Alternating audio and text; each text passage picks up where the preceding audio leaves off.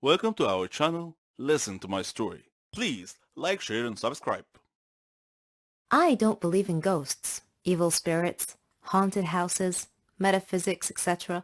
I only believe in science and facts. But sometimes things happen that shred all your beliefs. I want to introduce myself. I'm Lisa. I'm 14 years old. I live with my mom, dad, and grandmother. And they're all very proud of me. I'm the leader of the science club at school, and I've been the perfect student for the past 2 years. My hobbies are reading, watching educational videos, and learning. I like to discuss matters with rational people, not those who believe in myths, aliens, ghosts, and other such nonsense. I personally think these people have mental issues. One morning, my grandmother passed away. I was sad for a long time because I missed her so much. On the day of her funeral, the whole city must have come to say goodbye.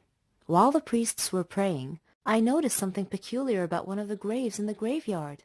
After the prayer ended, I approached the grave in question to investigate. There was some weird writing on it. Then, a wispy, transparent, smoky figure appeared out of nowhere. It said to me, "Do not get closer to Donna Median's grave. Beware." I shivered slightly and asked the apparition who Donna was, and it replied. Who was she?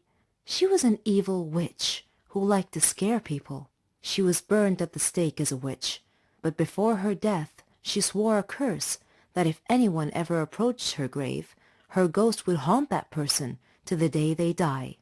I did not laugh at the apparition's warning. Instead, I turned and returned home, thinking about what had happened.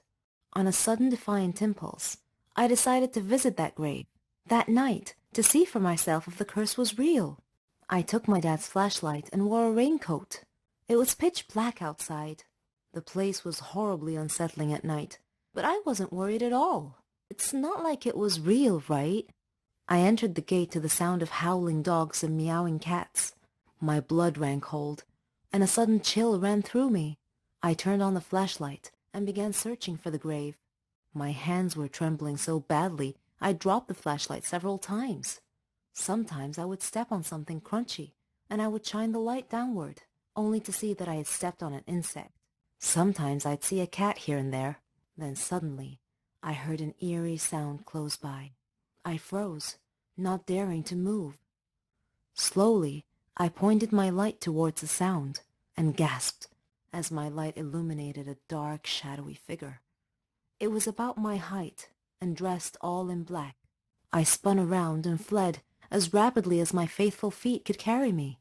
I dove into bed, but I didn't sleep at all that night. I even left the lights on. The next day, when I woke up, I asked my dad if graveyards had ghosts, and he wondered why I would ask such a question. I was embarrassed and laughed to hide my fear. I told him that I was just curious. That was all. Dad looked at me suspiciously, but continued.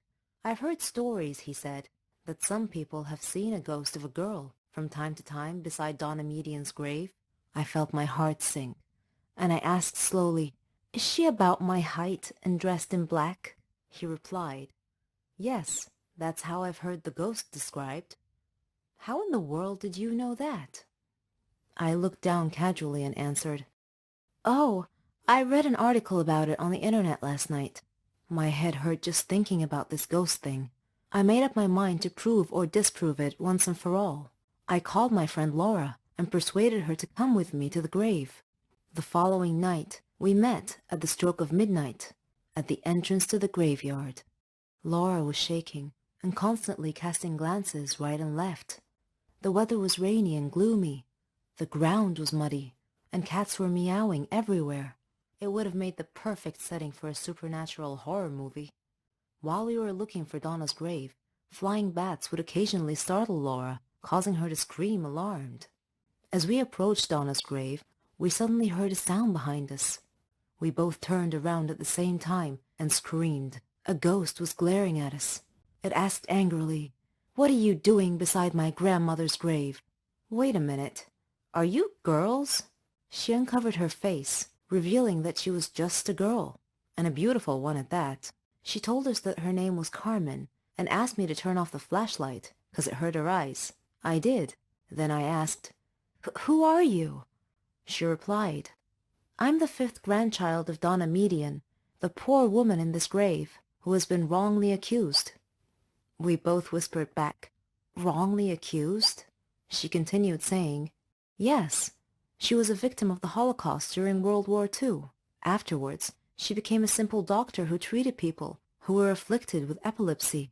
As usual, there are always some small-minded superstitious people looking to make trouble for others. They accused her of being a witch because they considered epilepsy to be a disease caused by a demon's touch. I come here every day to put flowers on her grave.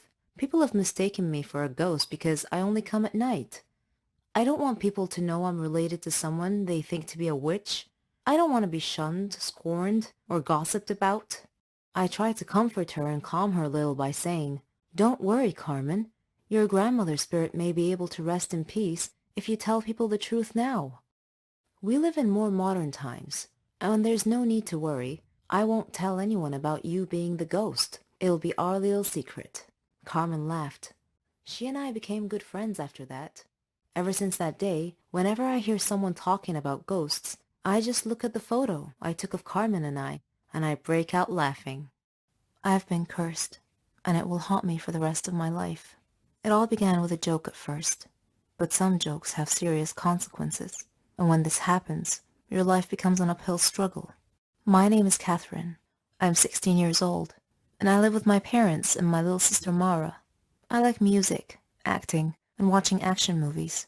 I play baseball and practice ballet. I've even won a lot of prizes. I just had one problem. I like to make fun of people. It's like an addiction. I never watched what I said, nor did I care who it hurt. The kids I picked on were actually kind and gentle, but that just encouraged me even more. My friends were exactly like me. In fact, I was their leader. We walked like we owned the school. We had a classmate named Norman. He wasn't exactly what you'd call in good shape. He was quite the opposite of fit. During class breaks, my gang and I would steal his lunchbox and throw it around each other, keeping it away from him. We watched him run trying to catch us, but he'd stop halfway. The extra weight didn't help him, and he'd quickly run out of breath. Whenever he entered the classroom, we would surprise him by throwing old, musty vegetables and fruits at him. Norman tolerated our teasing.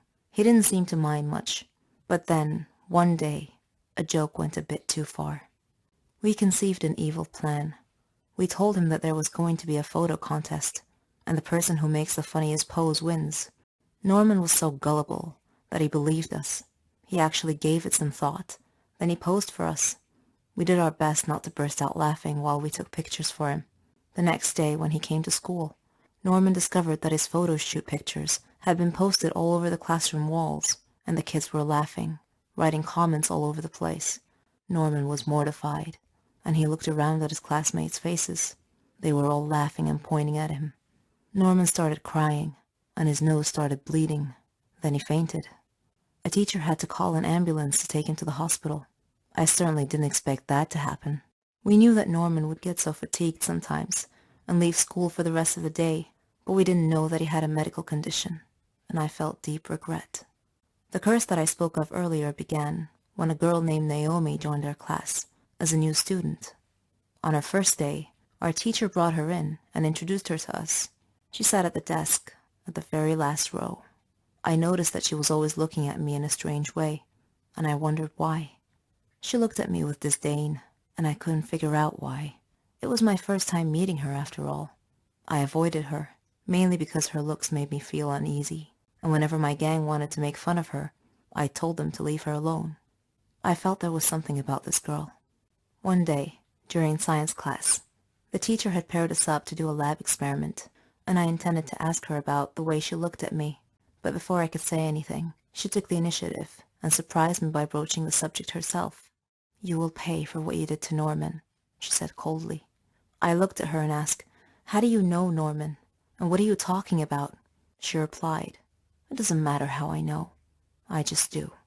I spent the next few days thinking about her words. Afterwards, Naomi ignored me completely. No more staring, no more accusing looks. It was as if I no longer existed to her. I didn't understand her. Then came the day. We had a basketball match. It was the championship game, but I was still busy thinking about Naomi's words. During the game, I glanced at Naomi and caught her looking at me, which distracted me. One of the players from the other team suddenly bumped into me, knocking me down and causing me to land badly on one of my knees. The pain I was in. I had to withdraw from the game to be taken to the hospital. At the hospital, the doctor said that I had torn a ligament from my knee and told me that I would need a surgery and a lot of medication. So after going through the surgery, I began taking my medications.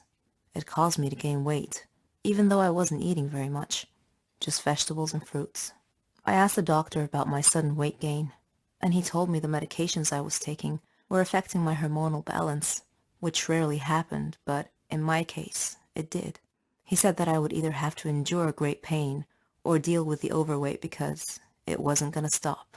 So there you have it, guys.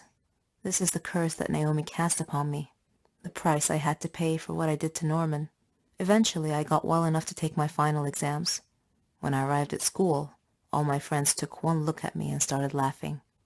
I was now their target, their prey. One of them said, "You're as large as an elephant." "I'll lose weight once I stop taking my medications," I retorted, but no one was listening. I am now living in a nightmare, and I would like to tell Norman that I'm very, very sorry for everything that I've done.